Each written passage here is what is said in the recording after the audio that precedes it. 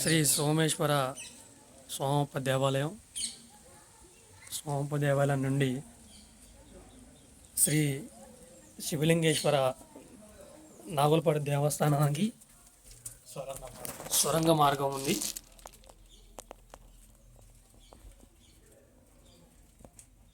లోనికి పోతున్నాం. ఇక్కడి నుండి 10 కిలోమీటర్ల దూరం నాగులపాడు సోమేశ్వర లింగేశ్వర స్వామి దేవస్థానానికి సొరంగం ఉన్నది.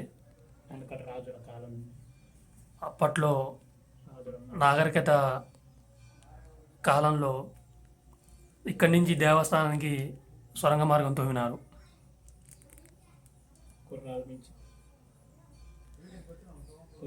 హైలైట్ ఏంటంటే ఇక్కడి నుంచి గుర్రాల మార్గం సొరంగం లోపటి నుంచి గుర్రాల ద్వారా సొరంగ మార్గం నుంచి దేవస్థానం పోయేవారు.